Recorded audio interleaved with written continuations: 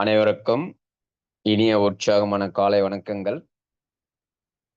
இன்றைய தினம் லைவ்ல இணைந்திருக்கக்கூடிய நபர்களும் சரி, அல்லது லைவ்ல இணையாம குரூப்ல இருக்கக்கூடிய நபர்களா இருந்தாலும் சரி. முதல்ல நம்ம ஏன் இந்த வகுப்புல கலந்துக்கணும் அப்படிங்கிற ஒரு கிளாரிட்டி வந்து இருக்கணும். இப்ப நம்ம எல்லாருக்கும் தெரிஞ்சது என்னன்னு கேட்டீங்கன்னா, பொதுவாக 99% பீப்பிள்ஸ் எல்லாம் அப்ரோச் பண்றது என்னன்னு கேட்டீங்கன்னா, உடல்ல பிரச்சனைன்னா உடல்ல தான் பிரச்சனை. உடலுக்கு தான் ட்ரீட்மெண்ட். ஆங்கில மருத்துவமா இருக்கலாம்.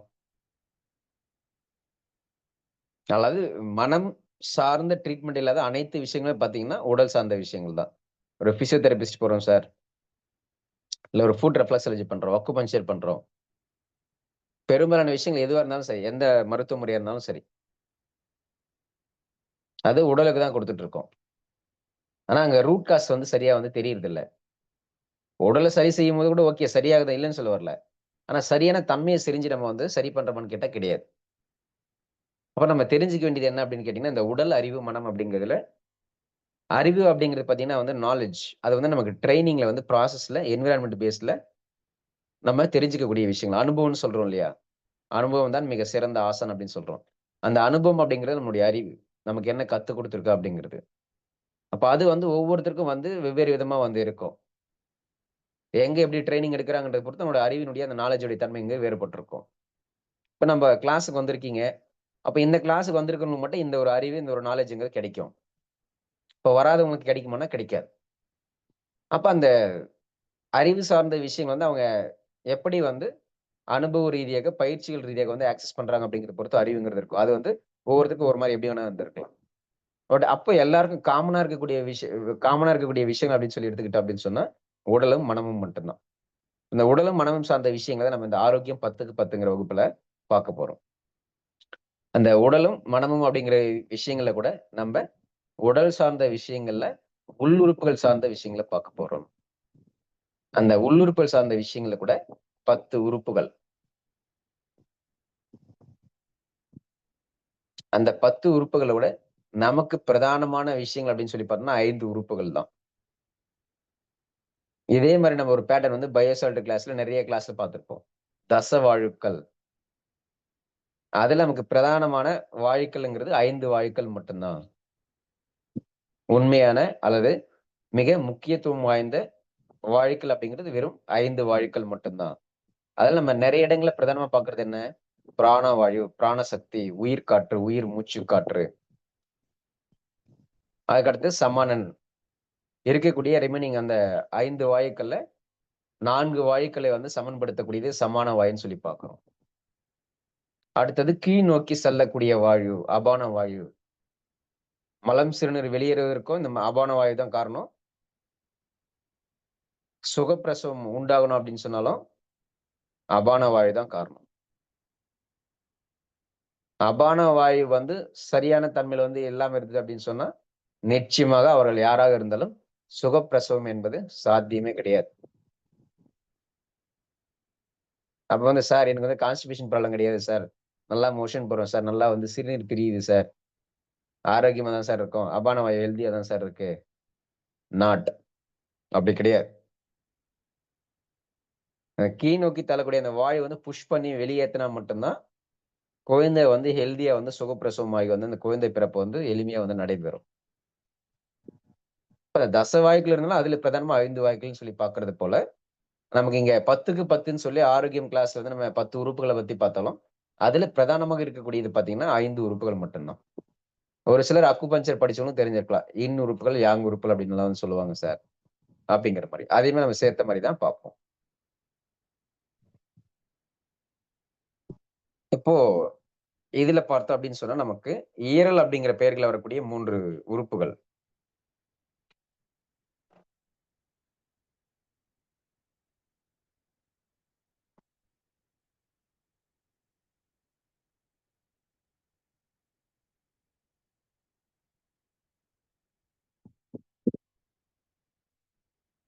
நுரையீரல், கல்லீரல், மண்ணீரல். இதெல்லாம் பார்த்தோம் அப்படின்னு சொன்னா, சித்தர்கள் ரீதியான ஒரு சில நூல்கள்ல பார்த்தீங்கன்னா, இந்த கல்லீரலுக்கும், மண்ணீரலுக்கும், நுரையீரலுக்கும் உண்டான தொடர்புல வந்து சொல்லுவாங்க. ஆனா, அது நம்ம அந்த சித்தர்கள் ரீதியாவே சொல்லும்போது தான் புரியும். பட் அதெல்லாம் சொல்லணும்னா கண்டிப்பா இந்த 10 நாள் கிளாஸ்ங்கிறதே போதாது. சார் அது எப்படி சார் அதோட வந்து லிங்க்ல இருக்கும் அப்படிங்கிறதெல்லாம் அந்த தசவாயுக்கள் கான்செப்ட்ல வந்து வெவ்வேறு விதமா வந்து வெவ்வேறு இடங்கள்ல வந்து பரிணமிச்சு வந்து போகும். நம்ம நினைக்கிற மாரி கிடையாது. F1 ஃபார்முலா கார் 1 ரேஸ் சொல்லுவாங்க இல்லையா? Car race. அது போல இந்த வாயுக்கல்ங்கிறது பார்த்தீங்கன்னா, வளைஞ்சு நெளிஞ்சு எல்லாம் போய் ஒவ்வொரு இடத்துல வந்து கனெக்ட் ஆகி திரும்ப அங்கேயே ஒரு யூ டர்ன் போடும், ரிவர்ஸ் ஆகும். நெறைய விஷயங்கள்லாம் வந்து இருக்கும். இதெல்லாம் வந்து வர்மம் சார்ந்த மருத்துவங்கள்ல வரக்கூடிய ஒரு பிரதானமான கான்செப்ட். வர்மம் தெரிஞ்ச பல பேருக்கு இது தெரியுமான்னா, அது கரெக்ட்டா தெரியல. ஒரு புள்ளிய போட்டா அக்குபஞ்சரா இருக்கட்டும், இல்ல வந்து வர்ம மருத்துவமா இருக்கட்டும், ஒரு புள்ளியில வந்து நீடில் போடுறாங்க, அல்லது வர்ம மருத்துவமா இருந்தா ஒரு புள்ளியில வந்து ஸ்டிமுலேட் பண்றாங்கன்னா, அது எப்படி வந்து அந்த குறிப்பிட்ட பிரச்சனை அவ்வளோ தூரம் போய் எப்படி கடந்து போகுது? எந்த பாத்துல போகுதுன்னா, இப்போ மெரிடியன் சொல்றாங்க ஓகே. அது வந்து எந்த இடத்துல ஸ்டாப் இருக்கும்? எந்த இடத்துல வந்து ரொம்ப நேரம் நிக்கும்? எந்த இடத்துல யூ டர்ன் போடும் அப்படிங்கிறது யாருக்காவது தெரியுமா? அக்குபஞ்சர் படிச்சவங்க யாராவது இருக்கீங்களா? இப்போ மெரிடியன் அப்படின்னு சொல்றாங்க. இங்கருந்து மேல இருந்து கீழ போகும், கீழ இருந்து மேல போகும். இப்படிலாம் சொல்றாங்க இல்லையா? எண் உறுப்புகளோட மெரிடியன் எல்லாம் ஒரு இடத்துல இருந்து ஆரம்பிக்கும். யாங் உறுப்புகளோட மெரிடியன் எல்லாம் ஒரு இடத்துல இருந்து ஆரம்பிக்கும் அப்படின்னு சொல்லி, ரூட் போட்ட மாரி வந்து போடுவாங்க. அதுல எங்கேயாவது வந்து நீங்க யூ டர்னோ, அல்லது ஒரு ரவுண்ட் ட்ரிப் அடிக்கிறதோ, இல்ல ஒரு குறிப்பிட்ட இடங்கள்ல வந்து கொஞ்ச நேரம் ஸ்டாப் பண்ணி, அதுக்கப்புறம் வந்து டிராவல் ஆகுது அப்படிங்கிற மாரி வந்து எங்கேயாவது மெரிடியன்ல கேள்விப்பட்டிருக்கீங்களா? அக்குபஞ்சர் படிச்சவங்க.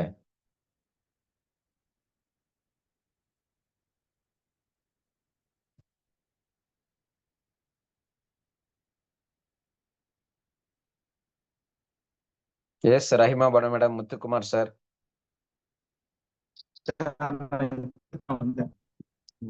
சார் எனக்கு எதுவும் சரியா தெரியாது புரியல சார் சார். அக்குபஞ்சர் பத்தி. சொல்லுங்க சார். புரியலையா? எப்படின்னு இல்ல சொல்லுங்க. சரி ஓகே சார். உங்களோட வாய்ஸ் கொஞ்சம் சரியா கேட்கல. Thank you sir. Thank you. சரி. அப்போ அது போல வந்து ஒவ்வொரு உறுப்புகளோட வந்து தொடர்புல இருக்கக்கூடியது அப்படிங்கிறது எப்படி வேணாலும் வந்து மாறி இருக்கும். சரி. இப்ப அதுல வந்து நமக்கு பிரதானமானது பார்த்தீங்கன்னா, இந்த ஈரல் அப்படிங்கிற ஒரு விஷயம். அப்ப ஈரல் அப்படிங்கிற ஒரு விஷயத்துக்குள்ள நமக்கு 3 தன்மை வருது. நுரையீரல், கல்லீரல், மண்ணீரல். இப்போ இதயம்ங்கிற நுரையீரல் அப்படிங்கிறது நமக்கு மேற்பகுதியில 2 புறமும் வந்து இருக்கும். கல்லீரல்ங்கிறது நமக்கு வயிற்றினுடைய மையப்பகுதியில வந்து வலது புறத்துல இருக்கும். மண்ணீரல் அப்படிங்கிறது இடது புறத்துல இருக்கும். கரெக்ட்டா? சரிதானே? இல்ல ஏதாவது மாத்தி சொல்ட்டேனா? எஸ் சார் கரெக்ட் தான் சார். சரி. அப்போ கழுத்து பகுதியில ஆரம்பிச்சு, நமக்கு கிட்டத்தட்ட தொப்புள் பகுதி வரையில. கரெக்ட்டா? இந்த போர்ஷன்லாம் கவர் ஆயிடுதா? ஈரல் பகுதி கவர் ஆயிடுதா? நுரையீரல், கல்லீரல், மண்ணீரல். எஸ். Yes sir. சரி. இப்போ இது 3ம் வந்து ஒரு கேட்டகரி. அதற்கு அடுத்தது பார்த்தோம் அப்படின்னு சொன்னா, இதயம். அதற்கு அடுத்து பார்த்தோம் அப்படின்னு சொன்னா, சிறுநீரகம். இந்த 5 உறுப்புகள் தான் ரொம்ப, ரொம்ப, ரொம்ப, ரொம்ப முக்கியம். நம்ம பேச்சுலர் ரெமடிஸ்லாம் வந்து படிக்கிறோம். 7 குரூப்ஸ் ஆஃப் எமோஷன்ஸ். இப்ப ஃப்ளவர் ரெமடி கிளாஸ் படிக்கும்போது சொல்லியிருப்பேன். ஃப்ளவர் ரெமடிக்கு பொதுவா நம்ம என்ன சொல்லுவோம்? மனம் சரியாகும்போது அது உடல் சார்ந்த விஷயங்கள சரி செய்யுது அப்படிங்கிறது பார்க்கிறோம். பயோசால்ட் கிளாஸ் பார்க்கும்போது என்ன பார்த்தோம்? உடல சரி செய்வதன் மூலியமாக மனம் வந்து சரியாகும். உடல்ல இருந்து மனசுக்கு வேலை செஞ்சதுன்னு சொன்னா அது பயோசால்ட். மனதிலிருந்து உடலுக்கு வேலை செஞ்சதுன்னு சொன்னா அது ஃப்ளவர் ரெமடிஸ். சொல்லியிருக்கோமா? Yes sir. அந்த 2 விஷயங்களும் சேர்த்த மாரி உறுப்புகள் ரீதியாக எப்படி அப்படிங்கிறத நம்ம தெரிஞ்சுக்க போறோம். அப்ப நமக்கு இந்த ஈரல்ல வந்து நுரையீரல், கல்லீரல், மண்ணீரல். நமக்கு இந்த தலை முதல் இடுப்பு வரையிலன்னு கழுத்து முதல் இடுப்பு வரையிலன்னு சொல்லி எடுத்துக்கிட்டோம் அப்படின்னு சொன்னா, அப்பர் போர்ஷன் எல்லாமே நமக்கு நுரையீரல் கவர் ஆயிடும். அதுக்கு கீழன்னு சொல்லி பார்த்தோம்னா, லெஃப்ட் சைடு வந்து நமக்கு மண்ணீரலும், ரைட் சைடுல வந்து நமக்கு கல்லீரலும் வந்து கவர் ஆயிடும். அதேபோல நம்ம ஹார்ட் ரீஜன் அப்படின்னு சொல்லி பார்க்கும்போது, நமக்கு அங்க இருக்கக்கூடிய இதயமும் கவர் ஆயிடும். அதுக்கடுத்து நமக்கு மண்ணீரல், கல்லீரல் சார் அப்படிங்கிற அதே போர்ஷன் வந்து நம்ம அதுக்கு ஜஸ்ட் பேக் சைடு அல்லது மிடில் சைடுலன்னு சொல்லி பார்த்தோம் அப்படின்னு சொன்னா, கிட்னிங்கிறதும் கவர் ஆயிடும். கிட்னி மீன்ஸ் என்ன? கிட்னி அந்த சிறுநீர் குழாய் இதெல்லாமே வந்து சேர்ந்த மாரி தான். இப்ப இந்த மண்ணீரல், கல்லீரல் அப்படிங்கிற பகுதியோட சேர்ந்து அதுக்கு கீழ இடுப்பு வரையிலன்னு சொல்லி பார்க்கும்போது, சிறுநீரகம் அப்படிங்கிறது வந்து கவர் ஆயிடும். இப்போ ஒட்டுமொத்தமாக நமக்கு கழுத்து பகுதியிலிருந்து இடுப்பு பகுதி வரையில இருக்கக்கூடிய உறுப்புகள தான் நம்ம பார்க்க போறோம். கழுத்து பகுதி இல்ல அப்படின்னு சொன்னா நம்ம என்ன சொல்லுவோம்? எப்படிப்பட்ட மனிதர்களா இருந்தாலும் முண்டம், தலைப்பகுதி இல்லாதது முண்டம். இதெல்லாம் நம்ம ரொம்ப டீட்டெயிலிங்கா வந்து முண்டம், அண்டம், பிண்டம். எது வந்து பிண்டம், எது வந்து அண்டம், எது வந்து முண்டம். அதோட தொடர்புகள் எல்லாம் வந்து எது எதோட வந்து சேருது. ஏன் அது அப்படி இங்க சேரும்போது முண்டம்னு சொல்றாங்க? பிண்டம்னு ஏன் சொல்றாங்க? அண்டத்தோட வந்து அதுக்கு முண்டத்தோட தொடர்புல வருமா? பிண்டத்தோட தொடர்புல வருமா? இந்த மாரிலாம் நெறைய விஷயங்கள் நம்ம 7 சக்ராஸ் கிளாஸ்ல வந்து ரொம்ப டீட்டெயிலிங்கா பார்த்திருக்கோம். சரி. அப்ப நமக்கு இந்த பிரதானமாக நுரையீரல், கல்லீரல், மண்ணீரல் இந்த 3 ஈரல்களும், அதுக்கடுத்து வந்து இதயம், சிறுநீரகம் அப்படிங்கிறது தான் மிக மிக பிரத்யேகமான ஒரு உடலை நிர்வகிக்கக்கூடியதிலும் சரி, மனதை நிர்வகிக்கக்கூடிய தன்மைகளிலும் சரி, பிரதானமாக பயன்படும். இதுல நம்ம நேற்றைய தினம் அறுசுவை வகுப்புகள்ல ஐ திங்க் இப்ப இருக்கிறவங்கள வந்து ஐ திங்க் முத்துக்குமார் சார் மட்டும் தான் வந்து இருக்காரு. சரி. அப்போ அதுல வந்து நமக்கு இந்த சிறுகுடல், பெருகுடல்ல இருந்து, வயிற்று பகுதியிலிருந்து, பித்தப்பை, கல்லீரல், மண்ணீரல் இதெல்லாம் வந்து பார்த்திருப்போம். நுரையீரல் அப்படிங்கிறத பார்த்திருக்க மாட்டோம். இதயம் அப்படிங்கிறத பார்த்திருக்க மாட்டோம். மத்தபடி பித்தப்பை, சிறுகுடல், பெருங்குடல், வயிறு, மண்ணீரல், கல்லீரல் இதெல்லாம் வந்து பார்த்திருப்போம். அதாவது வாய் முதல் ஆசனவாய் வரையில. டைஜெஷன் ப்ராசஸ் அப்படிங்கிறது நம்ம பெருசா வந்து நுரையீரல்ங்கிறது பெருசா வந்து வந்திருக்காது. ஆனா ஒட்டுமொத்தமா பார்க்கும்போது எல்லாமே வந்து வரும் தான். ஆனா பேசிக்கான விஷயங்கள் நம்ம ஜீரண மண்டலம்னு சொல்லி பார்க்கும்போது நமக்கு வாய் முதல் ஆசனவாய் வரையில அப்படிங்கிறதுல அறுசுவைகளோட பங்களிப்பு வந்து எங்கெங்கெல்லாம் இருக்கும் அப்படிங்கிறத பார்த்திருந்தோம். பயோசால்ட்ல பார்த்திருக்கக்கூடிய அதே கான்செப்ட் தான். அதனால தான் சொல்லியிருந்தேன். பயோசால்ட் படிச்சவங்க கண்டிப்பா வந்து அறுசுவை வகுப்புல வந்து ஜாயின் பண்ணிக்கணும். அவங்களுக்கு வந்து ரொம்ப யூஸ்ஃபுல்லா இருக்குன்னு சொல்லியிருப்போம். நேத்து நம்ம பிராக்டிசன்ஸ் பேச்சுலர் அப்படி கிளாஸ்லயுமே அத பத்தி நெறைய அறுசுவை கிளாஸ் எப்படி இருந்துச்சுன்னு சொல்லி பேசியிருந்திருப்போம். அப்ப நம்ம அறுசுவை தெரப்பில நம்ம பயோசால்ட்ட பத்தி பேசியிருப்போம். பிராக்டிசஸ் பேச்சுலர் அப்படி கிளாஸ பத்தி பேசியிருப்போம். இன்னும் வந்து ஒரு சில வகுப்புகள் சார்ந்ததெல்லாம் பார்த்திருப்போம். அப்ப நாம தெரிஞ்சு வச்சிருக்கக்கூடிய அறுசுவை ரீதி அப்படிங்கிறது வேற. உடல்ல உண்மையான தன்மையில நடக்கக்கூடிய தன்மைகள் அப்படிங்கிறது டோட்டலி வந்து வேற. ஏன் அத இங்க நான் சொல்றேன் அப்படின்னு சொன்னா, இப்ப இதுல நம்ம பிரதானமா வந்து இந்த நுரையீரல், கல்லீரல், மண்ணீரல், இதயம், சிறுநீரகம் இத மட்டும் தான் நம்ம பார்க்குறோம்ன்னு சொன்னோம். ஆனா இதுல நம்ம சிறுகுடல், பெருகுடல் அப்படிங்கிறத பார்த்தீங்கன்னா, ஜீரணத்தன்மையில வந்து உடலுக்கு தேவையான சத்துக்கள வந்து குடுக்குறதுல வந்து ரொம்ப ரொம்ப முக்கியமானது. இப்ப நெறைய இடங்கள்ல கேள்விப்பட்டிருப்பீங்க. குடலுக்கு வந்து கசப்பு சுவையும், துவர்ப்பு சுவை தான் தேவ. அதான் வந்து ரொம்ப முக்கியம்ன்னு சொல்லி. அது ஏன் குடலுக்கு அந்த இடத்துல வந்து தேவ? அது குடல்ல கூட எந்த பகுதிக்கு தேவ? ஏன் தேவை? எதுக்கு தேவை? அப்படிங்கிறதெல்லாம் நம்ம அறுசுவை தெரப்பில கிளாஸ்ல பார்த்தோம். அதுல ஒரு விஷயம் சொல்லியிருந்தோம். நமக்கு ஃபீவர் வந்ததுன்னு சொன்னா, அந்த நேரங்கள்ல வந்து நம்மளால ஏன் வந்து பெரும்பாலான எந்த ஒரு செயலையும் செய்ய முடியறது கிடையாது? ஏன் வந்து நம்ம ஹார்டான உணவுகள், கடினமாக செரிமானம் ஆகக்கூடிய உணவுகள வந்து நம்மளால வந்து ஏன் எடுக்க முடியறதில்ல?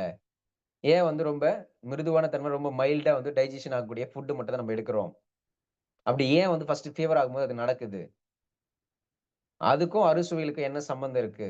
உடல் உறுப்புகளுக்கும் என்ன சம்மந்தம் இருக்கு? அப்ப ஃபீவர் வரும்போது நமக்கு ஏன் வந்து கசப்பு உணர்வு வந்து வரணும்? ஏன் வந்து வாயெல்லாம் வந்து நமக்கு கசப்பா தெரியும்? இல்ல எந்த உணவு எடுத்தாலும் ஒரு மாரி வந்து டல்லா தெரியும். இல்ல கசப்பா தெரியுங்கிறத ஏன் வருது? இப்போ அதுக்கும், அறுசுவைகளுக்கும், உடலுடைய உள் உறுப்புகளுக்கு வந்து என்ன நடக்குது? அப்படிங்கிற கனெக்டிவிட்டி எல்லாம் வந்து ரொம்ப டீட்டெயிலிங்கா வந்து பார்த்திருந்திருப்போம். எஸ். முத்துக்குமார் சார் பார்த்தோமா சார்? ஆமாய்யா பார்த்தீங்க. ம். நேத்து பார்த்தேன். அப்ப அதையும் நீங்க பார்த்துட்டு இந்த கிளாஸும் படிக்கும்போது பார்த்தீங்கன்னா, இன்னும் வந்து உங்களுக்கு பெஸ்ட்டா வந்து புரியும். ஆல்ரெடி பயோசால்ட் படிக்கும்போதே சொன்னோம். அறுசுவையில் கலந்துக்கோங்கன்னு சொல்லி. அப்ப 360 டிகிரில பார்க்கும்போது தெரியுது. ஓ! இந்தந்த கிளாஸ் எல்லாம் இங்கலாம் படிச்சிருக்கோம். அப்ப இதெல்லாம் அறுசுவையில வந்து கனெக்ட் ஆகுது. அப்ப இது திரும்ப வந்து இங்க நம்ம ஒரு சில இடங்கள வந்து டிஸ்கஸ் பண்ணி பார்க்கும்போது, இன்னும் வந்து பெஸ்ட்டா வந்து புரியும் உங்களுக்கு. சரி. இப்ப முடிஞ்ச அளவு வந்து நம்ம ஒரு சில இடங்கள்ல வந்து இந்த கிளாஸ் படிச்சவங்க கண்டிப்பா இந்த கிளாஸ்ல வந்து கலந்துக்கோங்கன்னு நான் பிரத்யேகமா எங்கேயாவது சொன்னேன் அப்படின்னு சொன்னா, கண்டிப்பா அத எல்லாரும் வந்து கைண்ட்லி ஃபாலோ பண்ணிக்கிறது ஒரு அற்புதமான ஒரு விஷயம். ஆனா திரும்ப பெஸ்ட்டான நீங்க எங்க போனீங்கனாலும் கிடைக்காது. அதே வகுப்புல நான் மீண்டும் எடுப்பனான்னு கேட்டா எனக்குமே வந்து தெரியாது. அடுத்தடுத்து புது புது வகுப்புல அப்படின்னு சொல்லி போயிட்டே இருக்கலாம். இப்போ வாய்ப்புகளுங்கிறது நமக்கு கிடைக்கும்போது பயன்படுத்திக்கணும். அதே வாய்ப்புகள் வந்து நமக்கு திரும்ப கிடைக்குமா அப்படிங்கிறதையும் சொல்ல முடியாது. அது நம்ம பிரத்யேகமா இந்த கிளாஸ்ல படிச்சவங்க மட்டும் இந்த கிளாஸ்ல ஜாயின் பண்ணிக்கங்கன்னு சொல்லும்போது மட்டும் கவனம் வந்து இருக்கணும். மத்தபடி பொதுவா வந்து நம்ம ஒரு வகுப்புல எடுக்கிறோம் அப்படின்னு சொன்னா, அவரவர்களுடைய அந்த பொருளாதாரம் பொறுத்தோ, நேரங்களை பொறுத்தோ, ஆர்வங்களை பொறுத்தோ வந்து ஜாயின் பண்றாங்க இல்லைங்கிறது அவங்களுடைய தனிப்பட்ட விருப்பம் தான். சரி. அப்போ இதுல நமக்கு இந்த 5 உறுப்புகள்ல வந்து முதல்ல நமக்கு தெரிஞ்சுக்க வேண்டியது என்னன்னு கேட்டீங்கன்னா, உடல், மனம். அறிவுங்கிறது நமக்கு ட்ரெய்னிங், நாலேட்ஜ்னால கெயின் பண்ணக்கூடியது. அது ஒவ்வொரு இண்டிவிஜுவலுக்கும் வேற வேற விதமா இருக்கும். ஆனா இதெல்லாம் வந்து நம்ம அஸ்ட்ராலஜி கிளாஸ்ல வரும்போது ஈஸியா புரிஞ்சிடும். யாருக்கு வந்து அறிவு, தெளிவு இருக்கோ, யாருக்கு வந்து இருக்காது. வெற்றி பெற்ற மனிதர்லாம் புத்திசாலி இல்லைன்னு சொல்லி பாடல் வரிகள்ல வரும். இப்போ புத்திசாலி இல்லாதவங்கலாம் வந்து எப்படி வந்து வெற்றி பெறுறாங்க? எழுத படிக்க தெரியாதவங்க வந்து எப்படி ஒரு அரசியல் தலைவரா மாறுறாங்க? அல்லது மிகப்பெரிய பிசினஸ் மேனா மாறுறாங்க? மிகப்பெரிய அதி புத்திசாலிகளா இருப்பாங்க. ஆனா அவங்க ஏன் வந்து மிகவும் பொருளாதாரத்துல வந்து பின்தங்கிய நிலையில வந்து இருக்காங்க? இந்த மாரி வந்து நெறைய விஷயங்கள் வந்து இருக்கும் நமக்கு அந்த அஸ்ட்ராலஜி கிளாஸ்ல. அதுல இருக்கக்கூடிய அந்த 3 ரூல் தான். நம்ம இன்ட்ரோடக்ஷன் கிளாஸ்ல பார்த்தது போல, ஜஸ்ட் 3 ரூல்ஸ். அதான் எல்லாரும் பார்த்தீங்கன்னா, அஸ்ட்ராலஜிங்கிறது அஸ்ட்ராலஜின்னு மட்டும் தான் எடுத்திருப்பாங்க. ஆனா நம்ம எடுத்தது கலை, ஆர்ட் எல்லாம் அப்படி மாத்தி வச்சு, சொல்லி வச்சு எல்லாத்தையும் பிரம்மாண்டப்படுத்தி வச்சிருக்காங்க. 360 நீங்க எல்லாமே எடுத்து பார்த்தீங்க அப்படின்னு சொன்னா, சார் இந்த ஒரு சின்ன விஷயத்தையா சார் எல்லாருமே வந்து இப்படி இப்படி மாத்தி மாத்தி என்னென்னவோ சொல்லி வச்சிருக்காங்க அப்படிங்கிற மாரி இருக்கும். அது மருத்துவமா இருந்தாலும் சரி, அறிவியலா இருந்தாலும் சரி, கணிதமா இருந்தாலும் சரி, நீதியா இருந்தாலும் சரி, எல்லாமே சரி. இன்க்ளூடிங் ஜோதிடம். எல்லாமே வந்து ஒரு கலை. அப்ப கலைக்கு வந்து முக்கியத்துவம் எது? கலை என்று சொல்லும்போது அது காலத்திற்கு ஏற்றாற்போல கண்டிப்பாக மாறுதல்கள் வந்து இருக்க தான் செய்யும். அந்த இடத்துல வந்து நம்ம ஒரு சயன்ஸ் மாதிரியும் ஏன்னா இன்னைக்கு சயன்ஸ் அப்படிங்கிறதே பார்த்தீங்கன்னா, கான்செப்ட் வந்து நெறைய சயின்டிஸ்ட் கண்டுபிடிச்சக்கூடிய விஷயங்கள் வந்து நெறைய மாறுதல் வந்து அடுத்தடுத்து வந்துட்டே தான் இருக்கு. முதல்ல சொல்லும்போது வந்து உலகம் வந்து தட்டையா இருக்கு, வட்டமா இருக்கு, சதுரமா இருக்கு. இந்த மாரிலாம் நெறைய சொல்லிட்டு இருந்தாங்க. ஆனா இன்னைக்கு வந்து கோள்கள் இல்லையா? கோள்கள் அப்படிங்கிற பேர்ல ஒரு பந்து போல இருக்கு அப்படிங்கிறத நம்ம பார்க்கிறோம். இப்ப சயன்ஸே கூட அங்க மாறுதுன்னு சொல்லும்போது, அந்த மாற்றங்கள வந்து நம்ம வரவேற்பதற்கு தயாராக வந்து இருக்கணும். இது நடந்ததுன்னா, ஏன் சார் இது நடக்கல? இந்த ரூல் இப்படி சொல்லவே இல்லையே! இது நடந்துருச்சுன்னா, இது இப்படி மட்டும் தான் நடக்கணும். அப்படின்னு சொல்லி ரொம்ப எல்லாமே வந்து ரிஜிடா வந்து இருக்குது. ஃபிக்ஸ்டா வந்து இருக்கிறது. இப்ப கலை அப்படிங்கிறதுக்கு வந்து மாற்றம்ங்கிறது ஒண்ணு கண்டிப்பா இருக்கும் அப்படிங்கிறத ஃபர்ஸ்ட் புரிஞ்சுக்கணும். எல்லா இடங்கள்லயும் ஃப்ளெக்ஸிபிலிட்டிங்கிறது இருக்கும் அதுல. காலங்களுக்கு ஏற்றார் போல கலைகளுடைய அந்த தன்மை அப்படிங்கிறதும், பரிணாமங்கள சந்திக்கும்போது வந்து கண்டிப்பா வந்து மாறுதலுக்கு உட்பட்டு தான் வந்து இருக்கும் அப்படிங்கிறத புரிஞ்சுக்கணும். இப்ப மருத்துவம் என்பது என்ன? ஒரு கலை தானே. ஆழக்கலைகள் 64ல ஒரு கலை தானே எல்லாமே. ஆமாவா? இல்லையா? ஆமாங்க. ம். நீதி என்பது ஆயக்கலை லா அண்ட் ஆர்டர்ன்னு ஆயக்கலை சொல்றாங்க. அதுவுமே ஒரு சாஸ்திரம் தான். அதுவுமே வந்து கலை தான். ஜோதிடம் என்பதும் ஒரு 64 கலை தான். இந்த 64 அப்ப நம்ம கலைகள்ல கத்துக்கிறது என்ன? கலைய கத்துக்கிறோம். கலைய கத்துக்கிறதுக்கு இப்ப கலைய சொல்ற மாதிரி வந்து நீங்க புரிஞ்சுக்கிட்டா போதும் அவ்வளவுதான். அதே நம்ம அந்த கலை அப்படிங்கிறது மட்டும் சொல்லாம லைஃபாலஜி வாழ்வியல் அப்படிங்கிற ரீதியா தான் நம்ம இந்த அஸ்ட்ராலஜி கிளாஸ் வந்து கொண்டு வந்திருக்கோம். அப்ப நம்ம ஒவ்வொரு விஷயம் நம்ம எந்த தன்மையில வந்து குடுக்குறோங்கன்னு நீங்க புரிஞ்சுக்கிட்டு நீங்க அந்தந்த தன்மையில வந்து செயல்படணும். சரி. சொல்லுங்க சார். ஏதோ சொல்ல வந்தீங்க? ஆயக்கலை 64ன்னு சொல்லி இந்த கிளாஸ்ல வந்து ஒவ்வொன்னா காமிச்சு, அதுல வந்து 8வது கலை வந்து சாஸ்திர கலை. ம். அப்படி ஒவ்வொரு கலைகளா வந்து 64ல ஒவ்வொரு கலைகள் அவ்வளவு படிக்கணும்னா ம். நமக்கு வாழ்வியல் இருக்குமாங்கிறது தெரியல. ம். இந்த ஃபர்ஸ்ட் 64 கத்துக்கணும்னு சொன்னா கலைகள் கத்துக்கிற குடுப்புன்னு இருக்கணும்ல சார். கண்டிப்பா அதுல ஒரு எல்லாம் மாற்றம் புரியணும்ல இல்லை. ஃபர்ஸ்ட்டு. பேர்கள் வேணா ஈஸியா படிச்சிரலாம். இல்லையா? உண்மைதான் உண்மைதான். இதுல ஒரு ஆஹ் ஜோதிடம்னு ஒண்ணு எடுத்துக்கிட்டால் அதுலயே என்ன சொல்லுவாங்க? ஜோதிடம் என்பது மிகப்பெரிய கடல் அப்படின்னு சொல்றாங்க. இப்ப இந்த 8ஆம் நம்பர்ல இருக்கக்கூடிய ஜோதிடத்துக்கு மட்டுமே அவ்வளவு பெரிய விஷயங்கள் இருக்கு அப்படின்னு சொன்னா, அப்ப 64க்குள்ள இவ்வளவு விஷயம் இருக்கும். உம் இப்ப மருத்துவம்னு எடுத்துக்கிறாங்க. மருத்துவம் என்பது என்னது? வைத்திய சாஸ்திரம் நம்பர் 14. வைத்திய சாஸ்திரம் எடுத்துக்கிட்டீங்கன்னா, அதுக்கு ஒரு அளவே கிடையாது. என்னென்ன புது புது நோய் வருதுன்னே தெரியாது. 1,00,000 வியாதி இருக்கு. 1,00,00,000 டாக்டர் இருப்பாங்க. அந்த ஒரு சில குறிப்பிட்ட பிரச்சனைகளுக்கு. அந்த மாரி வந்து வளர்ச்சிங்கிறது பார்த்தீங்கன்னா, அபரிமிதமா வந்து இருக்கும். எல்லாம் நம்ம நெனச்சு பார்க்குற அளவுக்கெல்லாம் கிடையாது. நம்ம ஒரு இண்டிவிஜுவல் ஒரு பிரெயினை யூஸ் பண்ணி நம்ம இவ்வளவு நினைக்கிறோம்னு சொன்னா உலகத்துல எத்தனை கோடி நபர்கள் இருக்காங்க, எத்தனை கோடி பேர் எப்படி எல்லாம் சிந்திச்சிருப்பாங்க, இப்ப எவ்வளவு விஷயங்கள் வந்து இருக்கும். இப்ப நம்ம திங்க் அவுட் சைட் த பாக்ஸ்ங்கிற மென்டாலிட்டி வந்து எல்லாருக்குள்ளே இருக்கணும். அதே போல ஓப்பன் ஹார்ட்டடா வந்து இருக்கணும். நல்லதா இருந்தாலும் கெட்டதா இருந்தாலும் எல்லாத்தையுமே வந்து நம்ம வரவேற்க தயாரா இருக்கணும். அப்படிலாம் இல்ல சார், பாசிட்டிவா சொன்னா மட்டும் தான் ஏத்துக்குவேன். நெகட்டிவ் எல்லாம் சொல்லிடாதீங்க. நான் ஆல்ரெடியே நெகட்டிவா தான் இருக்கேன். நெகட்டிவ் எல்லாம் ஏத்துக்கவே மாட்டேன்னு சொல்லி ஒரு சிலர் ரிஜிடா இருப்பாங்க. நல்லதா இருந்தாலும், கெட்டதா இருந்தாலும், நம்ம நமக்குரியது என்னங்கிறத ஓப்பனா ஏத்துக்கொள்ளக்கூடிய தன்மைங்கிறதெல்லாம் வந்து இருக்கணும்.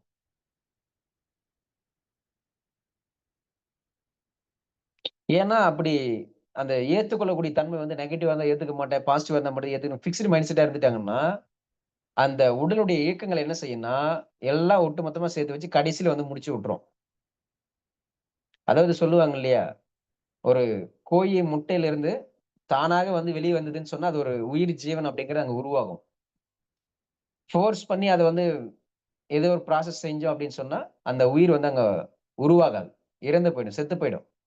அல்லது உருவாகவே உருவாகாது. அதுபோல நம்ம அந்த இயற்கையான தன்மையில வந்து எங்கெங்கெல்லாம் இல்லாம போயிடும், நம்பலான்னு சொல்லி தலை தூக்கிட்டு, அறிவு தூக்கிட்டு இருக்குமோ, அத்தனை இடங்களும் உடலுங்கிறது நமக்கு கடைசி காலங்கள்ல ஒட்டுமொத்தமாக சேர்த்து வச்சு செய்யும். அன்னைக்கு எந்த கடவுள் வந்தாலும் நம்மள காப்பாத்த முடியாது. எந்த ஹீலிங், எந்த மருத்துவம் எது வந்தாலும் ஆகாது. உடல் என்னவோ, அதனுடைய தன்மைகள மட்டும் தான் அது 100% சரியா செஞ்சுட்டு போகும். அப்ப அது நம்ம உடல் ஆரோக்கியமா இருக்கும்போதே, நமக்கு தெளிவு ஆரோக்கியமா இருக்கும்போது, நாம வந்து மெச்சூரிட்டியா ஒரு think outside the box அப்படிங்கிற ரேஞ்சுல வந்து தெளிவான தன்மையில வந்து நம்ம இருந்துக்கணும். சார் அப்படி இருந்துமே எனக்கு பிரச்சனை வருதே சார். அது எப்படி சார்? வரக்கூடாதுல்ல? அப்படின்னு கேட்டீங்கன்னா, அந்த கிளாஸ்ஸுக்கான விளக்கம் அப்படிங்கிறது நமக்கு அஸ்ட்ராலஜி கிளாஸ். அதாவது லைஃபாலஜி கிளாஸ் உடைய பார்ட் 1 பார்ட் 1 கிளாஸ்ல வரும்போது தெரியும். நம்ம என்னதான் இருந்தா கூட, நமக்கு ஏன் பிரச்சனை நடக்குது அப்படின்னா, நாம அதுல சொல்லக்கூடிய 2 பிரின்சிபல். செய்யக்கூடிய விஷயங்களை செய்யாமல் இருப்பது, செய்யக்கூடாத விஷயங்களை செய்து கொண்டு இருப்பது. அது 2 எது எதுன்னு தெரிஞ்சுக்கிட்டா போதும். லைஃப்ல வந்து ரொம்ப ஈஸியா வந்து ஜெயிச்சிடலாம். ஜெயிக்கலாம் மீன்ஸ் என்ன அப்படின்னா, இருக்கிறத வச்சு வந்து நம்ம எப்படி வந்து வளமா இருக்கிறது, அதுல எப்படி வந்து ஹேப்பியா இருக்கிறது, ஹெல்த்தியா இருக்கிறது அப்படிங்கிறது தான். சொல்லுவாங்க இல்லையா? என்னதான் எண்ணெய் தேய்ச்சு உருணுனாலும், ஒட்டுற மண்ணு தான் ஒட்டுன்னு சொல்லுவாங்க. அப்ப நமக்கு எந்த அளவுக்கு ஒட்டு அப்படிங்கிறத ஃபர்ஸ்ட் நம்ம தெளிவா தெரிஞ்சுக்கணும். தெரிஞ்சது அப்படின்னு சொன்னா, ரொம்ப ஸ்மூத்தா வந்து லைஃப்ப வந்து ஹேண்டில் பண்ணிட்டு போயிட்டே இருக்கலாம். ரொம்ப கஷ்டப்படணும், ரொம்ப ரிஸ்க் எடுக்கணுங்கிற அவசியம் எல்லாம் வந்து கிடையாது. சரி, அதுவுமே வந்து நமக்கு லைட்டா வந்து இந்த ஆரோக்கியம் கிளாஸ்லயே வந்து லைட்டா வந்து கவர் ஆகும். சரி.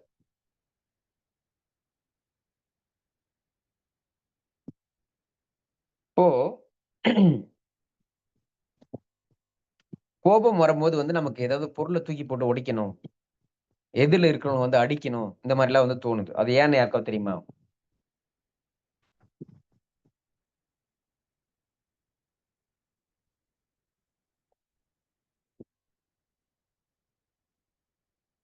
எஸ்.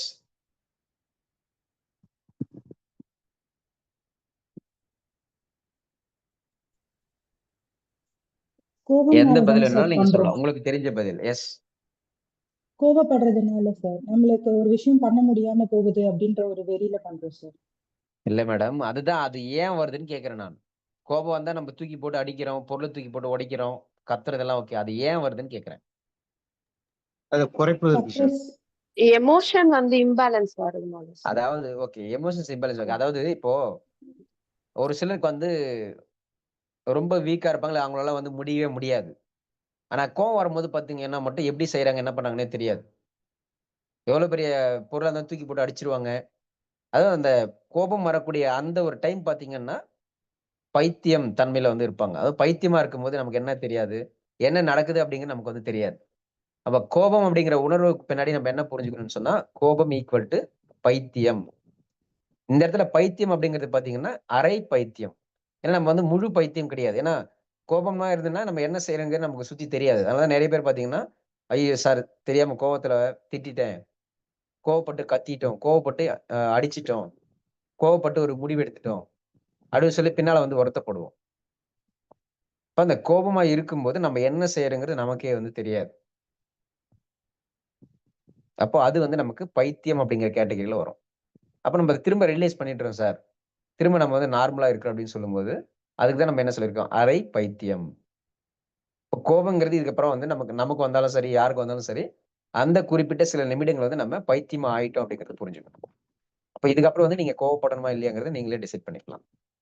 இப்ப எந்த அளவுக்கு நம்ம கோவப்படுறோமோ, அந்த அளவுக்கு வந்து நம்ம அந்த அரை பைத்தியத்திலிருந்து முழு பைத்தியம் அப்படிங்கிற ரேஞ்சுக்கு வந்து மாறிட்டு இருப்போம். அது வந்து நம்ம மீனிங் வேணா பைத்தியம் அப்படின்னு சொல்லியிருந்தாலும், அத நீங்க புரிஞ்சுக்க வேண்டியது என்னன்னு கேட்டீங்கன்னா, அப்போ அந்த பைத்தியத்தினுடைய தன்மை என்ன? தான் என்ன செய்றோம் அப்படிங்கிறது அந்த கான்ஷியஸ் வந்து இருக்காது. அதுக்கு அடுத்து வந்து பிரச்சனைகள் வந்து நமக்கு உடல் ரீதியாவோ, மன ரீதியாவோ நெறைய வரும்பொழுது, அதற்கான தீர்வுகளும் வந்து கிடைக்காம வந்து போயிடும். எப்போ இந்த கோபம், பைத்தியம் அப்படிங்கிற தன்மையில வந்து நம்ம தொடர்ந்து இருந்துட்டே இருந்தோம் அப்படின்னு சொன்னா. புரியுதா எல்லாருக்கும்?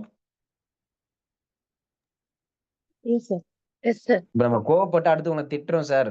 ஃபேமிலில யாராவது ஒருத்தவங்கள திட்டுறோம், செய்றோம்னா, திட்டுறவங்க வந்து ஹர்ட் மட்டும் தான் ஆவாங்க. மனம் மட்டும் தான் அவங்களுக்கு பாதிக்கப்படும். கோபித்துக் கொள்வாங்க. அவங்க வந்து ஏதோ ஒரு பாசம், நேசம் அப்படிங்கிறது வந்து ஒரு விரிசல் மட்டும் தான் வந்திருக்கும். ஆனா அவங்க பைத்தியமா ஆக மாட்டாங்க. கோபப்படுற நபர் யாரோ, அவங்க தான் பைத்தியமா ஆயிடுவாங்க. அது நீங்களா இருக்கலாம், நானா இருக்கலாம், யார் வேணாலும் இருக்கலாம். இப்ப நெறைய இதிகாசங்கள்ல, புராணங்கள்லயோ அல்லது மதம் சார்ந்த விஷயங்கள் வந்து நீங்க நெறைய பேருக்கு வந்து ஒவ்வொரு மதங்கள்லயும் வந்து இருக்கலாம். எவ்வளோ வந்து மிகப்பெரிய தவம், வலிமை உடையவர்கள் கூட சடனா பார்த்தீங்கன்னா, அந்த ஒட்டுமொத்த அந்த பல வருடங்களுடைய உழைப்பு, எனர்ஜி அப்படிங்கிறது மொத்தம் சின்ன ஒரு கோவத்தினால வந்து மொத்தமாக அது வந்து ஸ்பாயில் ஆயிடுச்சு. அப்படிங்கிற மாரிலாம் வந்து கேள்விப்பட்டிருப்பீங்க. கரெக்ட்டா? கரெக்ட்டுங்க. S sir. அப்போ எஸ் சார். இருக்கிறதுலயே பார்த்தீங்க அப்படின்னு சொன்னா, கோபத்தினுடைய வலிமை மட்டும் தான் வந்து மிக, மிக அதிகமானது. எல்லாத்த விட மோஸ்ட் பவர்ஃபுல்லான தன்மை எதுன்னு கேட்டீங்கன்னா, கோபம் தான். Top most hyper mode, ultrasonic அப்படின்னு சொல்றாங்க இல்லையா? ஒரு நாட்டோட இன்னொரு நாட்டுக்கு வந்து அணுகுண்டெல்லாம் போடும்போது, அல்ட்ராசோனிக் டிவைஸ். அந்த மாரி வந்து இருக்கிறதே வந்து உச்சபட்சமான அந்த கோபம் அப்படிங்கிறது மட்டும் தான் வந்து எனர்ஜி வந்து ரொம்ப, ரொம்ப அதிகம். அது நீங்க தலைவர்களா இருக்கீங்களா? இல்ல வந்து டீச்சரா இருக்கீங்களா? குருவா இருக்கீங்களா? செகண்டரி. ஒரு கோழைத்தனமாக இருக்கக்கூடிய ஒரு நபரா இருந்தாலும், ஒருத்தவங்களுக்கு கோவம் வந்துருச்சுன்னு சொன்னா, அத விட வந்து அவங்களுடைய பராக்கிரமமான அந்த அபரிமிதமான சக்திங்கிறது வேற எதுலயுமே வந்து கிடைக்காது. ஆனா, அந்த கோவம் வரும்போது இப்படி ஓகே சார் இதெல்லாம் ஓகே. தெரியுது. ஆனா அது ஏன் எப்படி வருதுங்கிறது தான், நம்ம இந்த ஆரோக்கியம் 10க்கு 10 கிளாஸ் வந்து ரொம்ப எளிமையா இன்றைய வகுப்புல வந்து தெரிஞ்சுக்க போறோம். அப்ப இன்னைக்கு வகுப்புங்கிறது பார்த்தீங்கன்னா, ஓன்லி பேசிக் மட்டும் தான். இன்ட்ரோடக்ஷன் மட்டும் தான். அடுத்தடுத்த வகுப்புல இருந்து நமக்கு எப்படி எதோட விஷயங்கள் வந்து இருக்கும் அப்படிங்கிறத தெளிவா தெரிஞ்சுக்க முடியும். இந்த 10 நாள் கிளாஸ் வந்து படிச்சு முடிச்சதுக்கு அப்புறம் பார்த்தீங்கன்னா, ஏதோ ஒரு தனியா ஒரு உலகத்துக்கு போயிட்டு அப்படியே வந்த மாரி ஒரு ஃபீல் இருக்கும். என்னதான் நம்மகிட்ட வந்து நெறைய வகுப்பு நம்ம படிச்சாலும், ஒவ்வொரு வகுப்புலுமே அது அதுக்கேத்த பிரத்யேகம் அப்படிங்கிறது நிச்சயமா வந்து இருக்கும். இல்ல ஏதாவது ஒரு வகுப்புல வந்து நமக்கு சார் இதுல வந்து எனக்கு அந்த சூட்சுமம் மிஸ் ஆகுது சார், ரகசியம் மிஸ் ஆகுது, சுவாரஸ்யம் மிஸ் ஆகுது அப்படிங்கிற மாரி ஏதாவது வகுப்பு இருந்திருக்கா?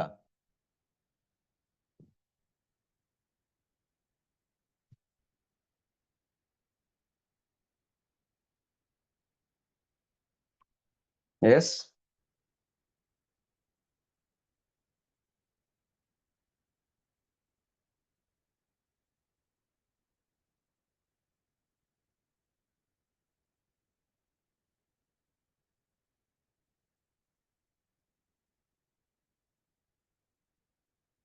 இப்போ இப்ப இந்த மாதிரி வந்து நம்ம மனதை வந்து சரியாக நிர்வகிக்கணும் அப்படின்னு சொன்னா, நம்மளுடைய உடலுடைய பேலன்சிங் ஸ்டேட் அப்படிங்கிறது ஹெல்தியா இருக்கக்கூடிய ஸ்டேட் அப்படிங்கிறதும் முக்கியம்.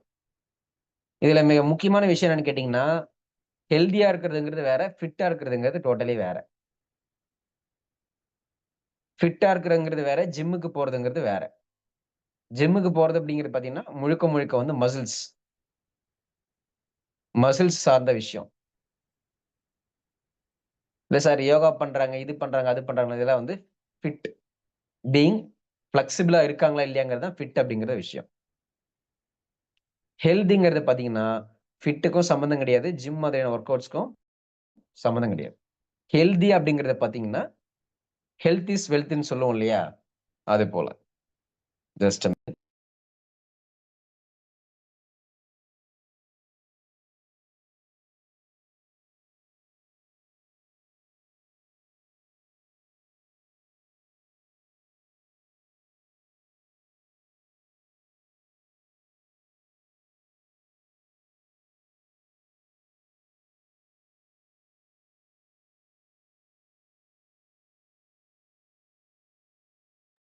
அப்போ ஹெல்த் இஸ் வெல்த் அப்படின்னு சொல்றாங்க.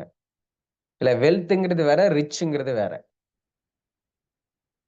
வெல்த்ங்கிறது வேற, ரிச் அப்படிங்கிறது வேற. அது போல ஹெல்த்ங்கிறது வேற, ஃபிட்ங்கிறது வேற, ஒர்க் அவுட்ஸ், ஜிம் அப்படிங்கிறதெல்லாம் வந்து வேற. இப்ப ஹெல்திங்கிறது எதை சார்ந்து இருக்கும் அப்படின்னு கேட்டீங்கன்னா, உங்களுடைய உடல் சார்ந்த விஷயம், அறிவு சார்ந்த விஷயம், மனம் சார்ந்த விஷயம். இந்த 3 விஷயங்களும் ஒரு சேர உள்ளடக்கி இணக்கமான தன்மையில வந்து டாலரபிள் லிமிட்டுக்குள்ள வந்து பேலன்ஸா இருக்கக்கூடியது மட்டும்தான் ஹெல்தி அப்படிங்கிற நேச்சர். மத்தபடி நான் மனதளவுல வந்து ரொம்ப நல்லவனா இருக்குன்னு சொன்னாலும் ஹெல்தி கிடையாது. உடல் ரீதியா நான் வந்து ஸ்ட்ரிக்ட்டா இருப்பேன் சார்.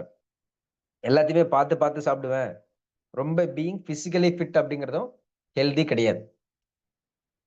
இந்த 3 விஷயங்களும் அறிவு, மனம், உடல் சார்ந்த விஷயங்கள வந்து டாலரபிள் லிமிட்டுக்குள்ள இருந்தா போதும். அதுக்காக எல்லாமே கரெக்ட்டா இருந்துட்டா மட்டும் நமக்கு எந்த பிரச்சனையுமே இருக்காதுங்கிறதெல்லாம் யாருமே வந்து கிடையாது. எல்லாருக்கும் எது எதுவும் சின்ன சின்ன மைனரான பிரச்சனை வந்து இருக்கதான் செய்யும்.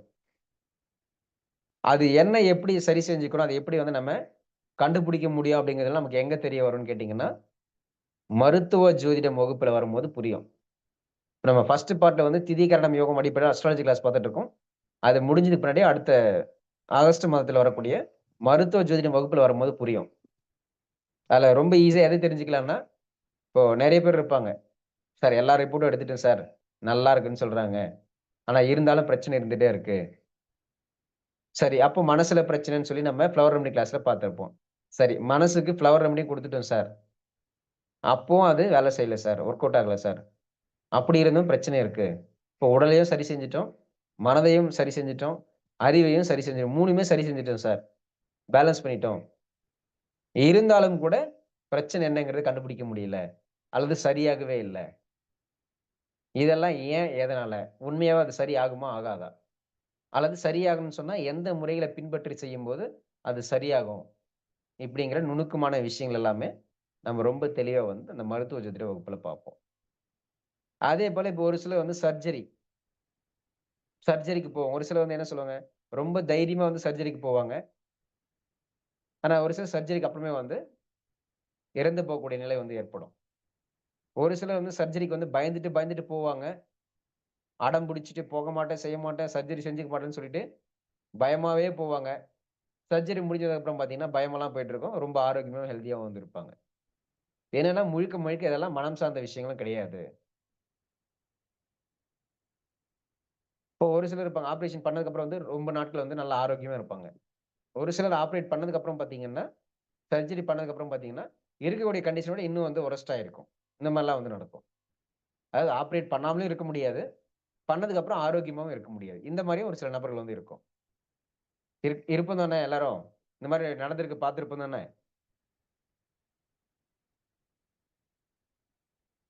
எஸ்.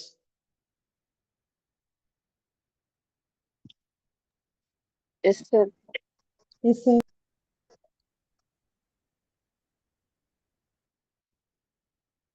அப்போ இந்த மாரி இருக்கிறதுல, அப்ப யாருக்கு வந்து ஆப்பரேட் பண்றது வந்து சக்சஸ குடுக்கும்? யாருக்கு வந்து சக்சஸ குடுக்காது? அப்படி ஆப்பரேட் பண்ணணும்னா, எந்த மாதிரியான காலகட்டங்கள்ல வந்து நம்ம ஆப்பரேட் பண்ணிக்கணும்? எர்லியராவே ஆப்பரேட் பண்ணணுமா? இல்ல லேட்டரா ஆப்பரேட் பண்ணணுமா? ஆப்பரேட்டே பண்ணக்கூடாதா? இல்ல ஆப்பரேட் பண்ணணுமா? இல்ல ஆப்பரேட் பண்ணக்கூடிய மருத்துவத்த தான் அவங்க வந்து கையாளணுமா? இல்ல வேற ஏதேனும் மருத்துவ முறையில அத சரி செஞ்சுக்க முடியுமா? அப்படிங்கிறதெல்லாம் தெளிவா நமக்கு எங்க தெரியும்? மருத்துவ ஜோதிடம் வகுப்புல வரும்போது மட்டும் தான் தெரியும்.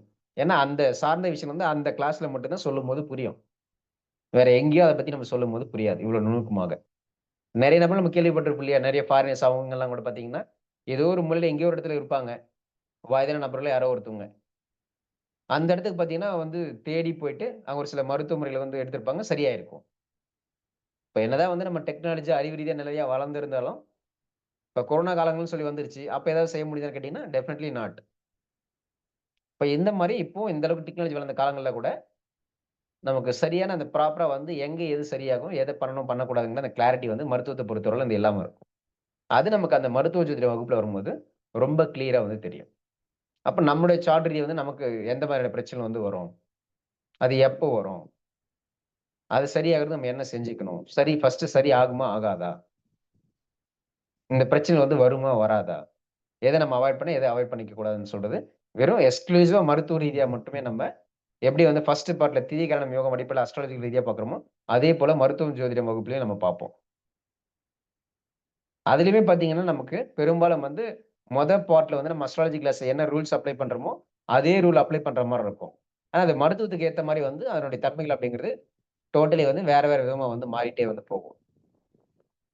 அப்ப அந்த ஃபர்ஸ்ட் பார்ட்ல யாரெல்லாம் ஜாயின் பண்றீங்களோ அஸ்ட்ராலஜி திதிகரணம் யோகம் கிளாஸ்ல அவங்க எல்லாருக்கும் வந்து மோஸ்ட் யூஸ்ஃபுல்லா வந்து இருக்கும். இது 2 கிளாஸ் வந்து அத்தியாவசியமாக லைஃபாலஜி அப்படிங்கிற பார்ட்ல வந்து பார்ட் கிளாஸ்ல வந்து நீங்க தெரிஞ்சுக்க வேண்டிய விஷயங்கள். அதனால 2 வகுப்புமே சேர்த்து பார்த்தீங்க அப்படின்னு சொன்னா நம்ம 12,345 ரூபீஸ் போட்டிருப்போம். அது 2 ஒரே பார்ட் தான். ஆனா ஒரே டைம் எல்லாராலும் பே பண்ண முடியாது அப்படிங்கிறதுக்காக நம்ம 2 பார்ட்டா தனியா பிரிச்சு ஃபர்ஸ்ட் பார்ட் அஸ்ட்ராலஜிங்கிறது தனியாவும், மருத்துவ ஜோதிடம் வகுப்புங்கிறது தனியாவும் அப்படிங்கிற பேட்டர்ன் வந்து நம்ம போட்டிருக்கோம். அது நமக்கு அஸ்ட்ராலஜி கிளாஸ் வரவங்களுக்கு வந்து அதுக்கு டிஸ்கவுண்ட் என்ன வரும்? நீங்க மருத்துவ ஜோதிட வகுப்புல வந்து எப்படி ஜாயின் பண்ணிக்க முடியும் அப்படிங்கிறதெல்லாம் நம்ம அந்த கிளாஸ்ல வரும்போது நான் சொல்லுவேன் கண்டிப்பா. அதே போல நம்ம அத பத்தி முன்னாடியே வந்து நம்ம பிராக்டிசஸ் கிளாஸ்லயுமே வந்து பார்த்திருக்கோம். யாருக்கு எந்த மாதிரி ஆஃபர் வரும், யார் வந்து ஜாயின் பண்ணிக்கலாம் அப்படிங்கிறது. சரி, அப்ப இதெல்லாம் வந்து நமக்கு எதுக்கு கத்துக்கணும்னா, இந்த உடல், அறிவு, மனம் அப்படிங்கிற இந்த ஆரோக்கிய தன்மையோடு எல்லாமே வந்து நமக்கு ரிலேட்டபிளா இருக்கக்கூடிய விஷயங்கள் அப்படிங்கிறத புரிஞ்சுக்கணும். சரி. அப்போ நமக்கு ஒரு மனிதனுடைய ஆரோக்கியம் அப்படிங்கிறது அகத்தின் அழகு முகத்தில் தெரியும் அப்படிங்கிறதெல்லாம் கிடையாது. அது இந்த காலத்துக்கு ஒத்து வராது. ஒரு மனிதனுடைய உண்மையான அந்த ஆரோக்கியம் அப்படிங்கிறது பார்த்தீங்கன்னா, உடல், உள் உறுப்புகளினுடைய ஆரோக்கியம் தான் உண்மையான ஆரோக்கியம். ஹெல்தி அப்படிங்கிறது எங்கன்னு கேட்டீங்கன்னா, இந்த உடல் உள்ளுறுப்புகள் என்னவா இருக்கோ அதான் வந்து ஹெல்தி. நம்ம பார்த்தது போல வந்து ஒரு யோகா பண்றதோ, இல்ல வந்து ஜிம்முக்கு போறதோ, ஸ்போர்ட்ஸ் விளையாடுறது இதெல்லாம் வந்து ஃபிட்டா, ஹெல்தியான்னு கேட்டீங்கன்னா கிடையாது. இது வந்து அது ஃபிட்டுங்கிற பேர்ல வந்து ஹெல்திக்குள்ள வரலாம். ஆனா உண்மையான ஹெல்தினஸ் அப்படிங்கிறது பார்த்தீங்கன்னா, உடல் உறுப்புகள்ல விட உடல் உள்ளுறுப்புகள்ல இருக்கக்கூடிய ஆரோக்கியத்தன்மை மட்டும்தான் உண்மையான ஆரோக்கியம். அதுதான் வந்து ஹெல்த். அதுதான் நம்ம இங்க என்ன போட்டிருக்கோம்? ஆரோக்கியம் 10க்கு 10 அப்படிங்கிற ரீதியாக, உடல் உள்ளுறுப்புகள் ரீதியாக நம்ம பார்க்கக்கூடிய விஷயங்கள். சோ ஒட்டுமொத்தமா இப்ப நம்ம ஒரு 1 மணி நேரம் பேசுனதுல, இப்பதான் வந்து இந்த ஹெட்டிங்க்கே வந்து மீனிங் என்ன? ஹெல்த்ன்னா அது ஹெல்தியா இருக்கிறதுன்னா அதுக்கு மீனிங் என்ன? ஆரோக்கியம்னா அதுக்கு மீனிங் என்ன? ஏன் 10க்கு 10 அப்படிங்கிறதெல்லாம் வந்து நம்ம புரிஞ்சிருப்போம். அந்த ஹெட்டிங்க்கான மீனிங் அப்படிங்கிறதே. சரி. இப்போ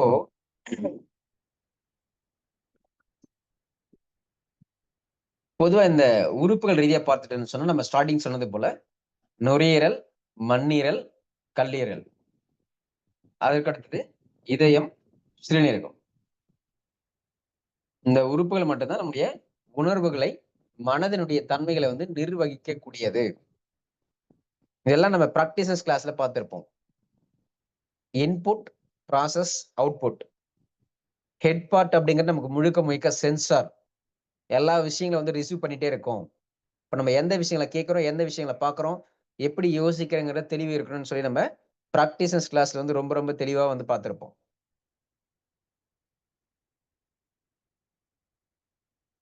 சரி. இப்போ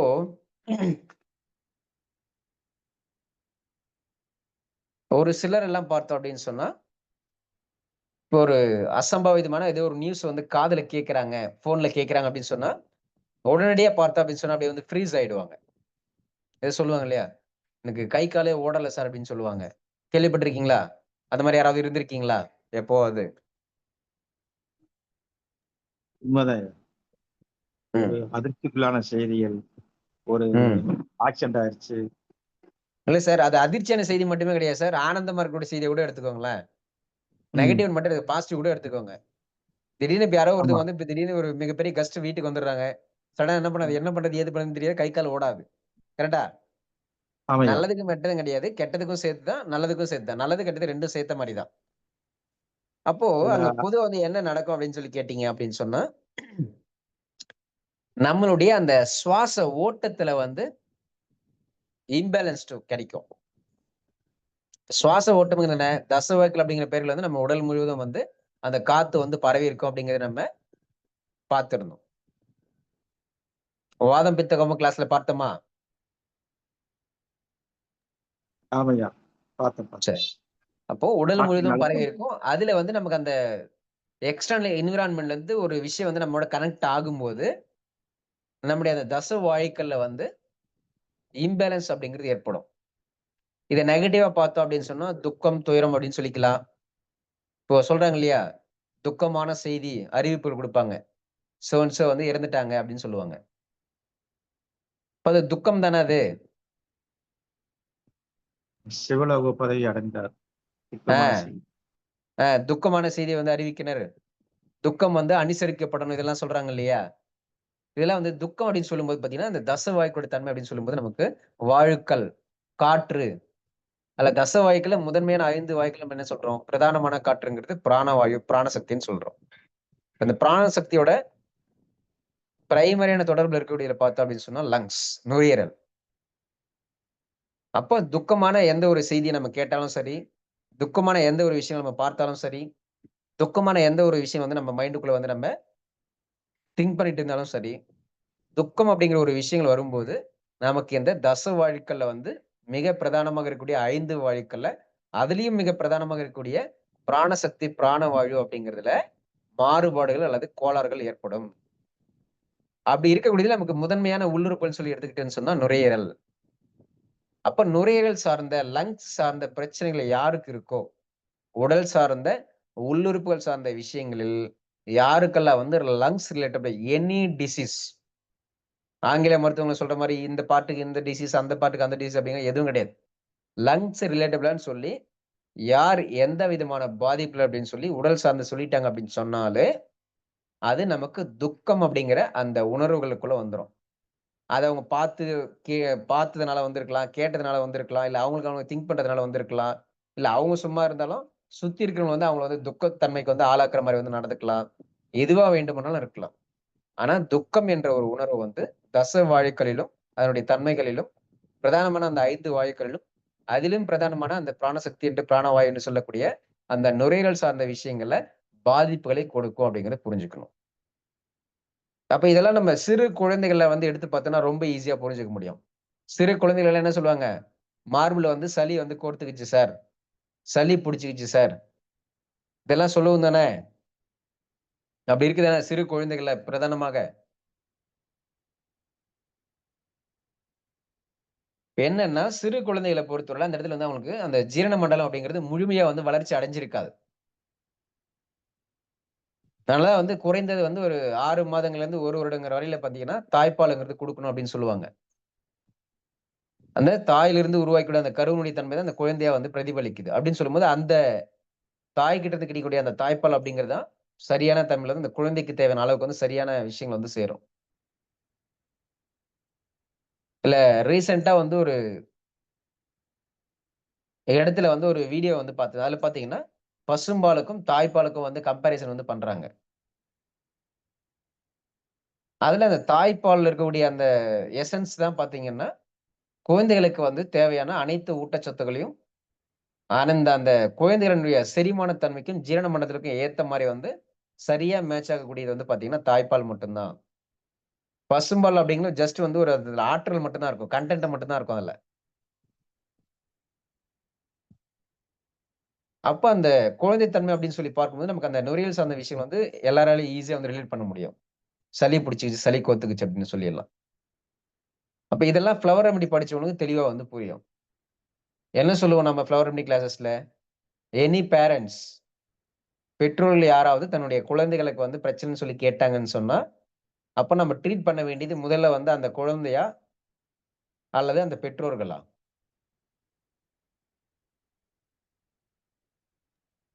பெற்றோர்கள் சார். ம்.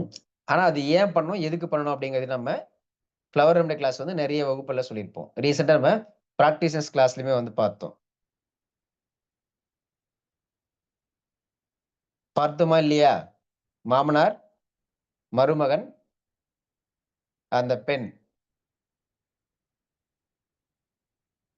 இந்த 3 பேரும் ரிலேட்டட் பண்ணி நம்ம ஒரு YouTube வீடியோ அனுப்பி பிராக்டிசஸ் கிளாஸ்ல வந்து நம்ம டிஸ்கஸ் பண்ணி பார்த்தோம். ரொம்ப டீட்டெயிலிங்கா. அதாவது 3 நபர்கள். தந்தை, அவருடைய மகள், மகளுடைய ஹஸ்பண்ட். அதாவது வந்து அந்த தந்தைக்கு வந்து மருமகன். 3 பேருக்கும் 3 விதமான பிரச்சனை. ஆனா, எல்லாத்துக்குமே வந்து 2 ரெமெடி தான் அங்க சொல்யூஷன். இப்ப எல்லாரும் நம்ம பிராக்டிசஸ் கிளாஸ்ல சொல்லியிருந்தீங்க. ஆனா, யார் ஒருத்தவங்க சொல்லியிருந்த ரெமெடியாவது கரெக்ட்டா இருந்துச்சா?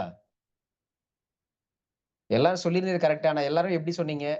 இண்டிவிஜுவல் கிளாஸ்ல படிச்ச மாரியோ, இல்ல காம்பினேஷன்ஸ் கிளாஸ்ல படிச்ச மாரியோ, இல்ல பொதுவா அவங்களுக்கு தெரிஞ்சிருக்கிற மாரியோ, அது எப்படின்னு சொன்னீங்க.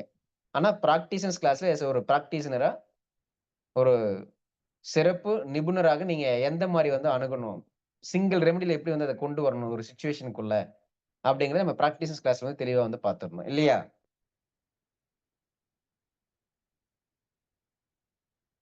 எஸ். சரி. அப்ப நமக்கு இந்த துக்கம் சார்ந்த விஷயங்கள் எதுவாக இருந்தாலும், அது எந்த தன்மையில வந்தாலும் சரி. அது நம்முடைய நுரையீரலை வந்து தாக்கும். அதாவது வந்து துக்கம் அப்படிங்கிறது பார்த்தீங்கன்னு சொன்னா, நமக்கு இந்த இப்ப பார்த்தோம் இல்லையா? கழுத்துக்கு கீழ வந்து முதல்ல வந்து நமக்கு லங்ஸ், உணவு குழல், மூச்சு குழல் இதெல்லாம் வந்து பார்க்குறோம் இல்லையா? நேத்து அறுசுவை கிளாஸ்ல கூட பார்த்திருப்போம். சலைவா, உமிழ்நீர், அதுக்கடுத்து வந்து உணவு குழல், அதற்கடுத்து வந்து இரைப்பை இப்படின்லாம் வந்து பார்த்தோம். அறுசுவை கிளாஸ். அப்ப அதுபோல அந்த துக்கம் சார்ந்த உணர்வு வந்து முதன்மையாக நமக்கு வந்து இந்த நுரையீரல் பகுதியில வந்து அதிகப்படியா வந்து தேங்கி, அந்த நுரையீரல் ரீதியாக இருக்கக்கூடிய அந்த பிராண சக்தியினுடைய தன்மைகளை வந்து நிலைகுலையச் செய்யும்.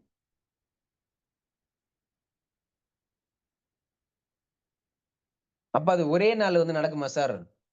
திடீர்னு ஒரு துக்கமான ஒரு விஷயம் சார். உடனே வந்து லங்ஸ் வந்து எனக்கு பாதிக்கப்பட்டுருமா? அப்படி கிடையாது. துக்கத்தினுடைய தன்மைகள் வந்து இந்த லங்ஸ வந்து பாதிச்சு, இந்த லங்ஸ்ல இருக்கக்கூடிய பிராண சக்திய வந்து அங்கிருந்து உடல் முழுவதும் வந்து டிராவல் ஆகக்கூடியது வந்து என்னைக்கு தடைப்பட செய்யுதோ, அன்னைக்கு தான் வந்து நமக்கு லங்ஸ் ரிலேட்டடா வந்து பிரச்சனை வரும். கொஞ்ச தூரம் நடந்தாலே மூச்சு வாங்குது சார். படி ஏறுனா மூச்சு வாங்குது சார்.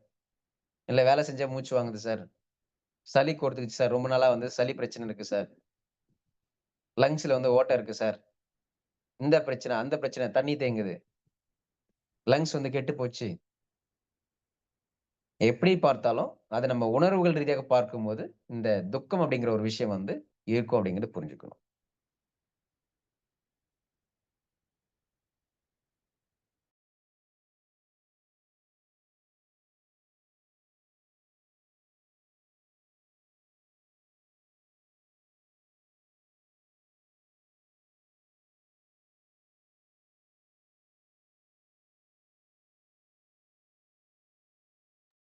சாரி. இப்போ இதுல வந்து நமக்கு முதல் பகுதிகள்ல அந்த ஈரல் அப்படிங்கிற பகுதியில வந்து நம்ம நுரையீரல் அப்படிங்கிறத பார்த்துருக்கோம். அடுத்து வேற என்ன இருக்கு? கல்லீரல், மண்ணீரல். இதுல நம்ம இன்னைக்கு கிளாஸ்ல வந்து மண்ணீரல் அப்படிங்கிறத பத்தி லைட்டா பார்ப்போம். அதுக்கடுத்து வந்து கல்லீரல பத்தி பார்ப்போம். பட் இது வந்து கன்டென்ட் கிடையாது. இன்னைக்கு கிளாஸோட கன்டென்ட் இது கிடையாது. இது எல்லாமே வந்து பேசிக் மட்டும் தான். திரும்ப நம்ம ஒரு முறை வந்து நுரையீரல பத்தி முழுமையா படிப்போம். கல்லீரல பத்தி முழுமையா படிப்போம். மண்ணீரல பத்தி படிப்போம். இதயத்த பத்தி படிப்போம். சிறுநீரகத்த பத்தி படிப்போம். அடுத்து நம்ம என்ன 10 உறுப்புகள குறிப்பிட்டோமோ, அத பத்தி நம்ம தனித்தனியா வந்து நாளையில இருந்து அல்லது வந்து ஒரு சில இடங்கள்ல வந்து டேட் சேஞ்ச் ஆச்சுன்னு சொன்னா, அடுத்தடுத்த வகுப்புல வந்து நம்ம பார்ப்போம். இன்னைக்கு பார்க்கிறது எல்லாமே பார்த்தீங்கன்னா, வெரி வெரி பேசிக். இன்ட்ரோடக்ஷன் மட்டும் தான். சரி. இப்போ துக்கம் அப்படிங்கிற ஒரு விஷயங்கள பார்த்தோம். அடுத்ததா வந்து கவலை.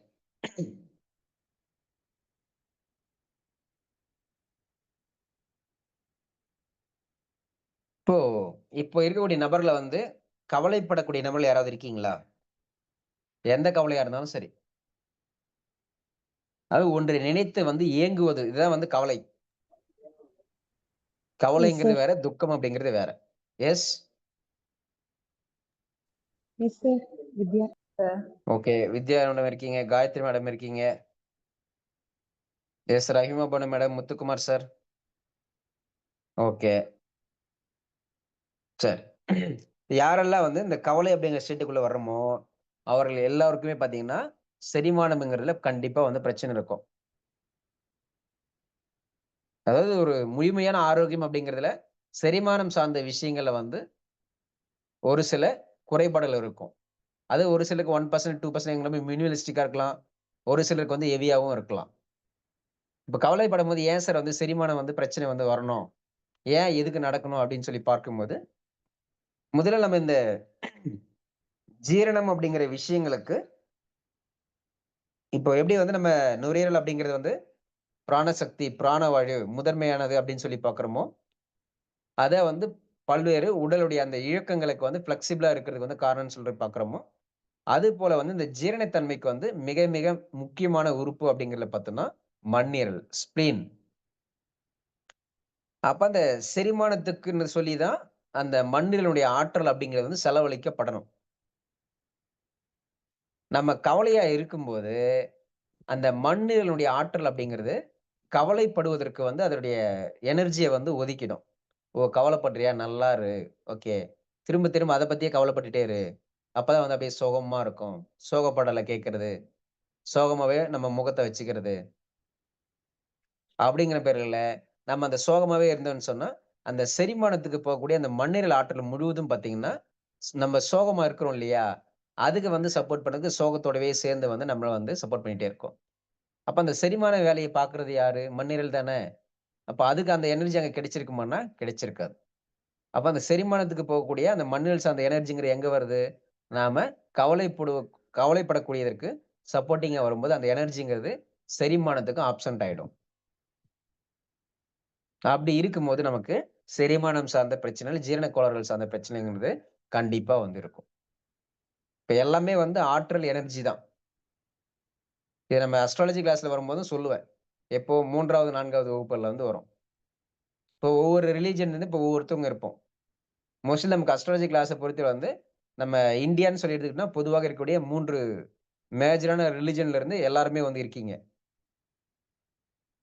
ஹிந்து, முஸ்லிம், கிறிஸ்டியன் அப்படிங்கிற பேர்ல 3 விதமான பெரும்பாலான ரிலிஜன்ல இருந்து எல்லாருமே வந்து இருக்கோம். அப்போ ஒரு இந்து ரிலிஜன் எடுக்கிறோம்னா, சில இந்து டெம்பிள்ஸ். இப்ப அதே போல நம்ம கிறிஸ்டியனோ, முஸ்லீம் அப்படிங்கிற பேர்ல நம்ம எடுக்கிறோம் அப்படின்னு சொன்னா, இஸ்லாம் அப்படிங்கிற பேர்ல பார்க்கிறோம்னு சொன்னா, ஒவ்வொருத்துக்கும் ஒவ்வொரு விதமான விஷயங்கள் வந்து இருக்கும். அப்ப எல்லாமே வந்து பார்த்தீங்கன்னா, ரெப்ரசன்டேஷன் தான். அது டெம்பிளா இருந்தாலும் சரி, சர்ச்சா இருந்தாலும் சரி, இல்ல வந்து மசீதா இருந்தாலும் சரி. எல்லாமே வந்து ஒரு ரெப்ரசன்டேஷன். ரெப்ரசன்டேஷன் வந்து ஒரு உருவம் இருக்கலாம், உருவம் இல்லாமலும் இருக்கலாம். ஆனா ஒட்டுமொத்தமான தன்மையில 360 சரியா பார்த்தீங்க அப்படின்னு சொன்னா, எல்லாமே வந்து எனர்ஜி தான். இப்ப எந்த இடத்துல போனா எந்த எனர்ஜி கிடைக்குது, அது யாருக்கு செயல்படும், யாருக்கு செயல்படாது. அந்த எனர்ஜி ரீதியா நீங்க அத பார்த்து வந்து தெளிவடைஞ்சோம் அப்படின்னு சொன்னா, apart from any religion or community. ஜோதிடம் என்பது ஒரு கலை. கலை வந்து எல்லாருக்குமே வந்து சொந்தம் தான். சிறியவர்கள், பெரியவர்கள், இந்த ரிலிஜன், அந்த ரிலிஜன், இந்த கம்யூனிட்டி, அந்த கம்யூனிட்டி, அறிவு இருக்கிறவங்க, அறிவு இல்லாதவங்க, படிக்க தெரிஞ்சவங்க, படிக்க தெரியாதவங்கன்னு சொல்லி எந்த அவசியமும் கிடையாது. இப்ப நம்ம டங் டயக்னோசிஸ் பேச்சுலர் மெடிக்கல் கிளாஸ்ல விட முத்துக்குமார் சார் ரொம்ப சூப்பரா சொல்லியிருந்தாரு. சார் படிப்பறிவு இல்லன்னா கூட போதும் சார். நம்ம சொல்றத அப்படியே புரிஞ்சுக்கிட்டா போதும். யார் வேணாலும் tongue diagnosis bachelor medical class வந்து ரொம்ப ஈஸியா கத்துக்கலாம்னு சொல்லியிருந்தாரு. அதுபோல இந்த ஜோதிட கலை அப்படிங்கிறதையும் நமக்கு எந்த ஒரு படிப்பறிவு கூட அவசியம் கிடையாது. ரொம்ப எளிமையாக எல்லாராலும் கத்துக்க முடியும். ஏன்னா அது கலை. அந்த கலை அப்படிங்கிறது அந்த ஒரு சில விஷயங்கள் பார்த்தீங்கன்னா வந்து எனர்ஜி சார்ந்து இருக்கும். அத புரிஞ்சுக்கிட்டா போதும்.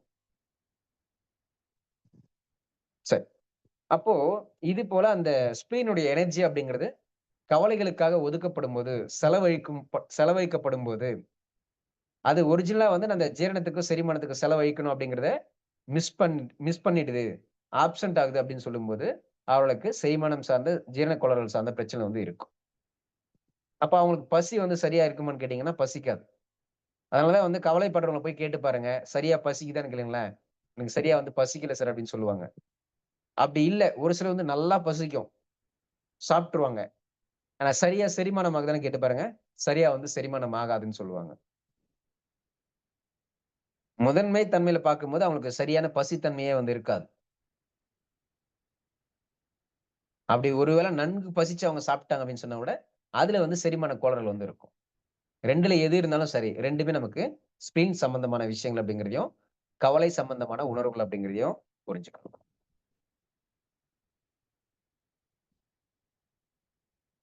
சரி.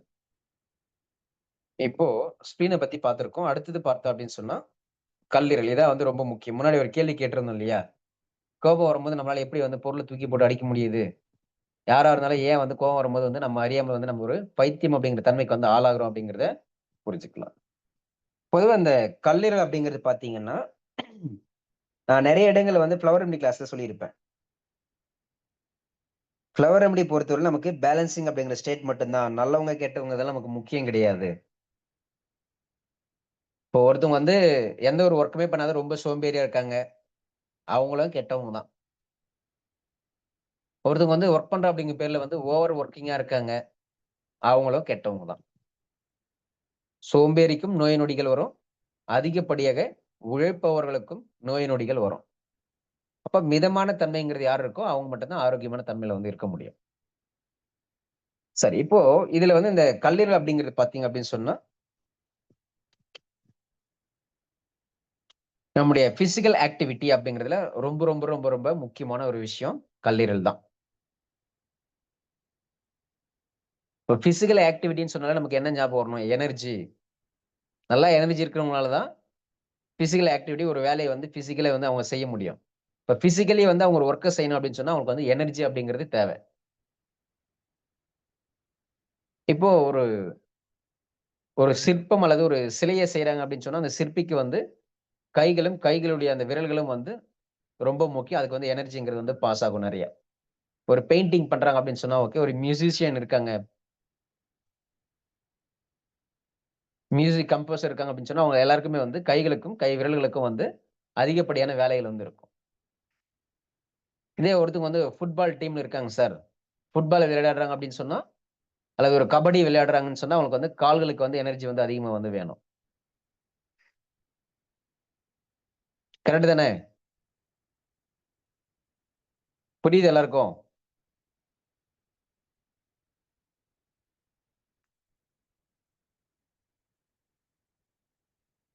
எஸ்.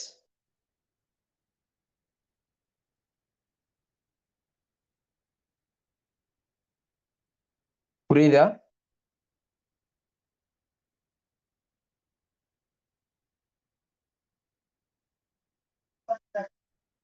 சரி.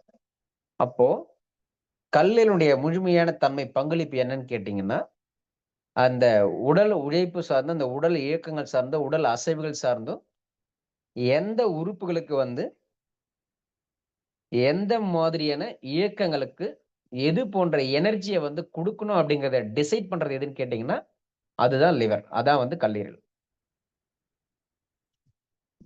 அப்போ அந்த ஃபோர்ஸ், அந்த எனர்ஜி அப்படிங்கிறது பார்த்தோம் அப்படின்னு சொன்னா, நமக்கு அந்த கோபம் அப்படிங்கிற உணர்வுகள் வரும்போது பார்த்தீங்கன்னா, அக்ரெசிவ் தன்மைக்கு வந்து ஆளாக்கப்படுவோம். இப்ப இந்த அக்ரெசிவ்னஸ் அப்படின்னு சொல்லும்போது நமக்கு என்ன வேணும்? அக்ரெசிவா அந்த எனர்ஜிங்கிறதும் செலவழிக்கப்படணும். இப்ப கோபம் வரும்போது நம்ம ஏன் வந்து ஒரு பொருள தூக்கி போட்டு உடைக்கணும்னு தோணுது? அடிக்கணும்னு தோணுது? ஏதாவது செய்யணும்னு தோணுதுன்னா, அந்த ஆற்றல் அப்படிங்கிறது பார்த்தீங்கன்னா, உடல் முழுவதுமே பார்த்தீங்கன்னா, அவுட் ஆஃப் கண்ட்ரோல்ல வந்து ஹை எக்ஸ்போஷர்ல வந்து வெளிப்படும். அதான் கோபம் இருக்கும்போது வந்து அளவுக்கு மீறி அந்த சக்தி நமக்கு கிடைக்கும்போது, நம்ம உணர்வுகள் ரீதியாக, மன ரீதியா நம்ம என்ன செய்றோம் என்ன வார்த்தைகள விடுறோம்? என்ன சொல்றோம் அப்படிங்கிறது நமக்கு தெரியாது. அதேபோல நம்ம உடல் இயக்கங்கள் சார்ந்து அந்த அதிகப்படியான வலிமை தன்மையினால, நம்ப உடல் ரீதியா வந்து நம்ம எந்த பொருள தூக்கி போட்டு உடைக்கிறோம், என்ன செய்றோம் அப்படிங்கிறதும் தெரியாது. அப்ப அந்த உடல் இயக்கங்களுக்கு தேவையான, அந்த அதிகப்படியான உழைப்புகளுக்கு தேவையான ஆற்றல்கள வந்து, எங்க எதுக்கு குடுக்கணுங்கிறத டிசைட் பண்ணக்கூடியது கல்லீரல். அது எங்க எப்படி குடுக்கணும்னு தெரியாம, உடல் முழுவதும் குடுக்கும்போது தான் பார்த்தீங்க அப்படின்னு சொன்னா வந்து, கைகளுக்கு நமக்கு வந்து பொதுவா வந்து அபரிமிதமான சக்தி கிடைச்சு, கண்ட பொருள தூக்கி போட்டு உடைக்கிறது. நெறைய பேர்லாம் வந்து இருப்பாங்க. மொபைல் ஃபோன் தூக்கி எடுத்து சுவத்துல அடிச்சாங்க அப்படின்னு சொன்னா, வருஷத்துல ஒரு 4 மொபைலாவது வந்து உடையும். இந்த மாரி கோவக்காரங்கலாம் வந்து இருப்பாங்க. அப்ப அந்த உடல் இயக்கங்களுக்கு தேவையான அந்த ஆற்றல்கள் என்ன செய்யுது? கோபப்படும்போது, அவுட் ஆஃப் கண்ட்ரோல்ல எங்க எது எப்படி குடுக்கணும்னு தெரியாம, ஈஸியா வந்து குடுத்துரும். அதுல பிரதானமா நம்ம கைகளுக்கு ஏன் வருதுன்னா, நம்ம பெரும்பாலும் வந்து நம்மளுடைய செயல் அப்படின்னு சொன்னாலே, கைகள தான் வந்து அதிகமா வந்து பயன்படுத்துவோம். குளிக்கிறது, பிரஷ் பண்றது, சாப்பிடுறது அப்படின்னு சொல்லி பெரும்பாலும் நம்ம கைகளுடைய பங்களிப்புங்கிறது அதிகமா வந்து இருக்கும். அது இமிடியேட்டா என்ன ரெஸ்பான்ஸ் பண்ணும் அப்படின்னு சொன்னா, ஓகே நமக்கு வந்து அந்த கோபம் அப்படிங்கிற உணர்வெல்லாம் நம்ம ட்ரிக்கர் பண்ணும்போது, ஓகே நம்ம அந்த சக்தியில வந்து அங்க ரிலீஸ் பண்ணணும்னு சொல்லி, அது உடனடியா வந்து நம்ம கைகளுக்கும், உடலுடைய அனைத்து உறுப்புகளுக்குமே வந்து இமிடியேட்டா வந்து ரெஸ்பான்ஸ் பண்ணி, ஹையர் எனர்ஜி வந்து குடுத்துரும். அப்ப நமக்கு அது ஹையர் எனர்ஜி வந்து டாலரேட் பண்ண முடியாம, ஏதாவது அது நம்ம பொருள தூக்கி போட்டு உடைக்கும்போது மட்டும் தான் நமக்கு அந்த ரிலாக்சேஷன் கிடைக்கும். ஏன்னா, அந்த ஹை எனர்ஜி வந்து டோட்டலா பாஸ் ஆயிட்டு இருக்கும்.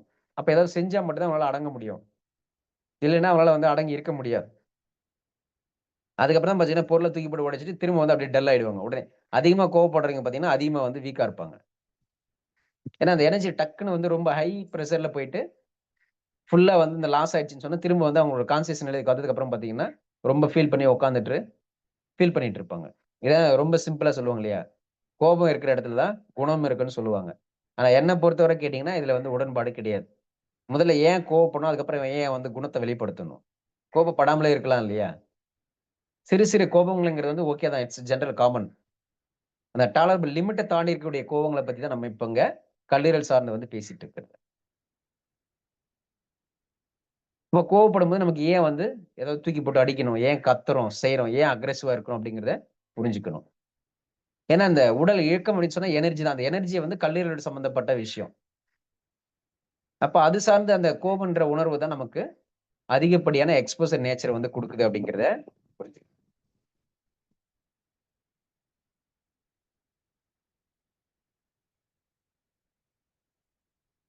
சோ இது போல வந்து நமக்கு ஒவ்வொரு உறுப்புகள் சார்ந்த வந்து மைன்யூட் லெவல்ல வந்து நமக்கு பல்வேறு விதமான உணர்வுகளோட வந்து மிக நெருங்கிய தொடர்புல வந்து இருக்கும்.